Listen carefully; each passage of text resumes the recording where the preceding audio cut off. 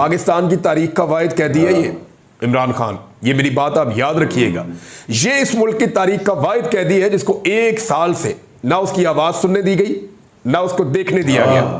ये किया रियासत पाकिस्तान ने एक सबसे बड़ी जमात के सबसे बड़े पॉलिटिकल लीडर के साथ। इमरान खान के अलावा ऐसा किसी के साथ नहीं। सबको मौका मिलता रहा कहीं ना कहीं वो बात करते रहे। अस्सलाम वालेकुम दोस्तों, तहरीक इंसाफ ने इमरान खान की केसेस और गिरफ्तारी से मुताल्लिक अक़वाम मुत्तहिदा से दरख्वास्त की थी और अक़वाम मुत्तहिदा यानी यूनाइटेड नेशन ने इसका नोटिस भी ले लिया है, जो तहरीक इंसाफ की बहुत बड़ी कामयाबी तस्वुर की जा रही है। दोस्तों, इसको ज़रा हम तफसील से जानेंगे और आखिरकार ये सारा माजरा है क्या। दोस्तों, ये मैं बताएंगे जनाब इमरान रियाज साहब। दोस्तों, ये देखते हैं। बिस्मिल्लाहिर्रहमानिर्रहीम, अस्सलाम वालेकुम नाज़रीन, आप यूट्यूब चैनल देख रहे हैं। मैं इमरान खान हूँ। ये बहुत बड़ी खबर है और ये पाकिस्तान तहरीक इंसाफ के लिए बहुत बड़ी कामयाबी भी है। और इसमें जो पाकिस्तान तहरीक इंसाफ के कुछ लोग पाकिस्तान से बाहर मौजूद है, जिनमें जुल्फी बुखारी का भी एक बहुत बड़ा नाम है, कुछ और भी पूरी टीम है जो इस पर काम कर रही थी। तो ये एक बहुत बड़ा मिशन है जिसमें उनको कामयाबी हुई है और ये उनको मिली है अक़वाम मुत्तहिदा में। तो अक़वाम मुत्तहिदा से पाकिस्तान तहरीक इंसाफ के लोगों ने शिकायत की या उनके साथ फैक्ट शेयर किए और फिर उन्होंने एक इंक्वायरी शुरू की। ये एक वर्किंग ग्रुप है और अक़वाम मुत्तहिदा का ये हिस्सा है। ये 1991 में बना था और इसका मकसद ये था कि जिन लोगों को मनमानी तौर पर या अपने इख्तियारात को गलत तरीके से इस्तेमाल करते हुए जिन लोगों को गिरफ्तार कर दिया जाता है मुख्तलिफ ममालिक में या रियासतों में, उनके लिए आवाज़ उठाई जाए और इन मामलात की तहकीकात की जाए। ना सिर्फ उन मामलात की तहकीकात ये करता है ग्रुप, एक्चुअली इसका जो नाम है वो working group on arbitrary detention, यानी जो मनमानी तौर पे लोगों को अपने इख्तियारात को गलत इस्तेमाल करते हुए लोगों को डिटेन कर लिया जाता है, गिरफ्तार कर लिया जाता है, इंडिविजुअल्स को यानी अफराद को। तो उसके ऊपर फिर ये इन्वेस्टिगेट करते हैं, बड़े जो बड़े केसेस हैं उनको ये इन्वेस्टिगेट करते हैं और उसके ऊपर फिर अपनी एक रिपोर्ट भी तैयार करते हैं।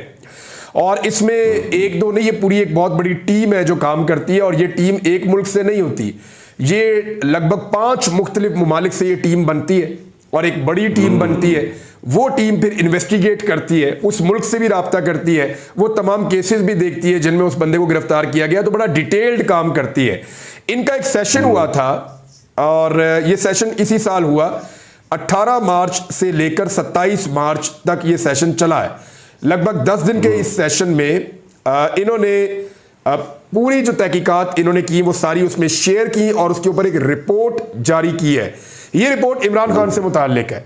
इमरान खान साहब की गिरफ्तारी कैसे होती है, किन हालात में होती है, क्या वजूहात बनती हैं। अच्छा, इन्होंने राब्ता भी किया गवर्नमेंट ऑफ पाकिस्तान से। इनका दावा यह है कि नवंबर में इन्होंने नवंबर 2023 में इमरान खान साहब की गिरफ्तारी के बाद यानी अगस्त में इमरान खान साहब गिरफ्तार हुए और ये अपनी तहकीकात कर रहे थे। सितंबर गुजर गया, अक्टूबर गुजर गया, नवंबर में इन्होंने हुकूमत पाकिस्तान से भी राब्ता किया और इन्होंने हुकूमत पाकिस्तान से कहा कि जनाब आप कि ये केस हमारे पास है और इस शख्स की गिरफ्तारी के पास आपके पास जो लीगल जस्टिफिकेशन है या कानूनी जवाब है वो आप हमें फराहम करें। लेकिन पाकिस्तान ने, रियासत पाकिस्तान ने इसके ऊपर किसी किस्म का कोई जवाब देना पसंद नहीं किया। तो जब पाकिस्तान ने जवाब ही नहीं दिया तो फिर उन्होंने अपनी रिपोर्ट को मुकम्मल किया, तमाम हकाइक हासिल किए मुख्तलिफ सोर्सेज से और उन हकाइक की बुनियाद के ऊपर ये रिपोर्ट जारी कर दी है। रिपोर्ट कहती क्या है? ये बड़ी डिटेल्ड एक रिपोर्ट है, इसमें बहुत सारी चीजें शामिल है, लेकिन इसका वन लाइनर यह है कि उन्होंने करार दिया कि इमरान खान साहब की गिरफ्तारी गलत हुई है और ये गैर कानूनी हुई है और इन्हें रिहा किया जाना चाहिए। अब इसमें अक़वाम मुत्तहिदा का जो वर्किंग ग्रुप है वो ये कह रहा है कि ज़ालिमाना हरासत से मुताल्लिक अक़वाम मुत्तहिदा के वर्किंग ग्रुप ने कहा है कि पाकिस्तान तहरीक इंसाफ के बानी इमरान खान पहले तोशाखाना केस में हरासत और मुकदमे के साथ साथ उनके खिलाफ साइफर केसेस की कोई कानूनी हैसियत नहीं, जो उन्हें सियासी मैदान में मुकाबले से बाज रखने के लिए सियासी तौर पर बनाए गए हैं। वो ये कह रहे हैं एक तो कोई हैसियत ही नहीं है कानूनी इन मुकदमात की, तो पहले दिन से हम सब आपको बता रहे हैं कि कानूनी हैसियत तो है कोई नहीं। और दूसरा वो ये कह रहे हैं ये सियासी नौयत के केसेस हैं और इमरान खान को सियासत से बाहर रखने के लिए ये केसेस बनाए गए हैं और ये जालिमाना हरासत है जो इमरान खान साहब को जिसके अंदर रखा गया है। अच्छा, 18 जून की दस्तावेज के मुताबिक अक़वाम मुत्तहिदा की बॉडी ने 18 से 27 मार्च तक इनका 99वां इजलास जो है वो चल रहा था और पीटीआई के बानी की नज़रबंदी पर अपनी राय की मंजूरी दी उन्होंने और तमाम लोगों ने अपने अपने हकाइक शेयर किए जो कुछ वो लेकर आए थे। पाकिस्तान तहरीक इंसाफ के सरबराह की मुख्तलिफ अदालती कार्रवाइयों में कानूनी तजादात और बेज़ाब्तगियों का जिक्र करते हुए इदारे ने कहा है कि वो इस बारे में अपनी राय दे रहे हैं कि इमरान खान को जालिमाना तौर पर नजरबंद किया गया है, गैर कानूनी है, कोई जवाज नहीं है। इस बारे में कहा गया कि पहले तोशाखाना केस में इस्तगासा की कार्रवाइयां और उनके दायराकार से बाहर होने के साथ साथ इमरान खान और उनकी पार्टी पर सियासी जबर के तनाजुर में वर्किंग ग्रुप ने नतीजा अखज़ किया है कि इनको कानूनी बुनियादों पर नजरबंद नहीं किया गया और ऐसा लगता है कि इसका मकसद उन्हें इंतखाबात लड़ने से रोकने के लिए नाअहल करार देना था। लिहाजा ऐसा महसूस होता है कि यह सब कुछ मुबैना तौर पर सियासी मकासद हासिल करने के लिए किया गया है। उन्होंने अपनी रिपोर्ट में इमरान खान की पहले तोशाखाना केस में सुनाई गई सजा के तरीकाकार और उसके बाद कानून नाफिज करने वाले एहलकारों की जानिब से उनकी गिरफ्तारी, उनकी रिहाइशगाह में घुसकर उन पर और उनके अमले पर किए गए हमले पर तशवीश का इजहार किया। वर्किंग ग्रुप ने मजीद कहा कि साइफर केस में इमरान खान के खिलाफ कानूनी बुनियादों पर कार्रवाई नहीं की गई क्योंकि ऐसा नहीं लगता कि इनके इन इकदामात से ऑफिशियल सीक्रेट एक्ट की खिलाफ वर्जी हुई। यानी वो कहते हैं इमरान खान साहब ने कोई ऑफिशियल सीक्रेट, वैसे साइफर वाला केस तो वैसे भी इमरान खान साहब के हक में आ गया, खत्म हो गया।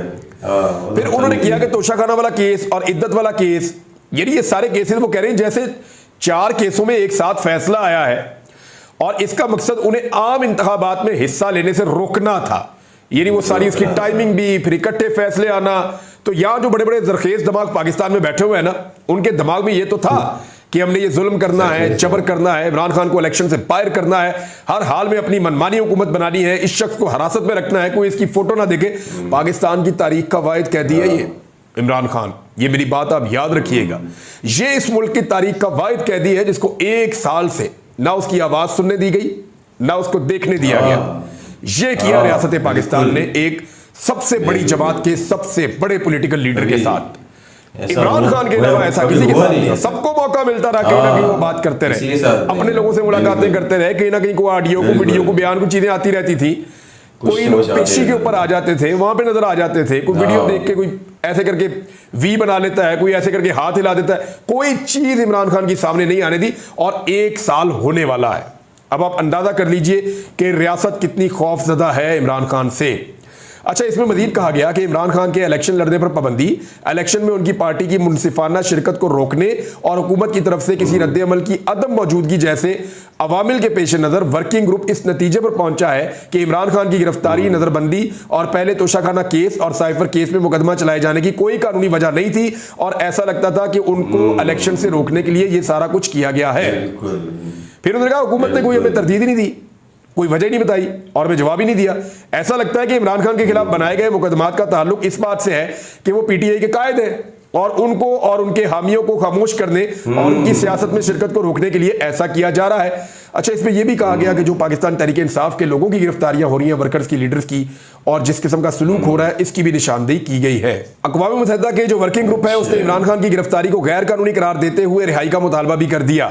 वर्किंग ग्रुप ने न सिर्फ इमरान खान की गिरफ्तारी पर तशवीश का इजहार किया बल्कि पीटीआई के कारकुनों की गुमशुदगी और गैर कानूनी गिरफ्तारियों पर भी तशवीश का इजहार किया। अब देखें, इमरान खान साहब को गिरफ्तार किया गया 5 अगस्त 2023 को। 2 जुलाई को आप ये वीडियो देख रहे हैं, तो 2 जुलाई आ गई है 5 अगस्त से लेकर, यानी 11 महीने लगभग इमरान खान साहब को गिरफ्तार हुए हो गए।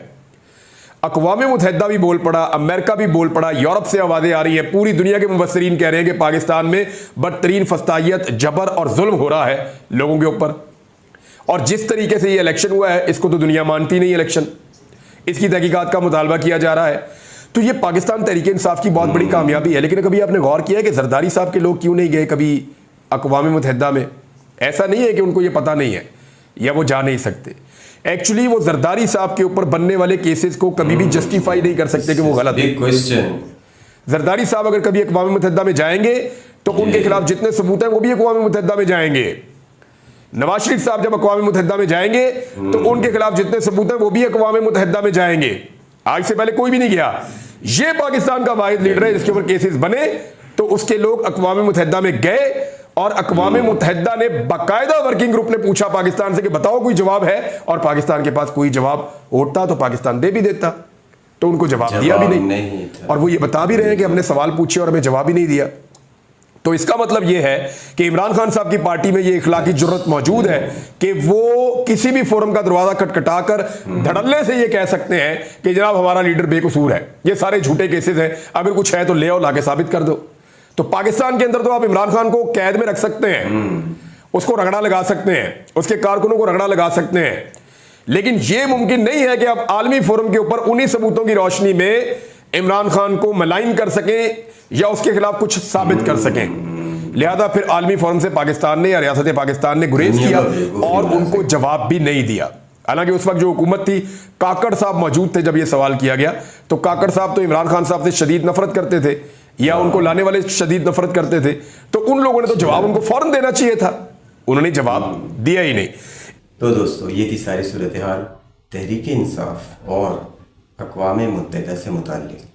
दोस्तों एक और नई रिएक्शन वीडियो के साथ इंशाअल्लाह फिर हाजिर होंगे। जब तक के लिए इजाज़त दीजिए। अल्लाह हाफ़िज़।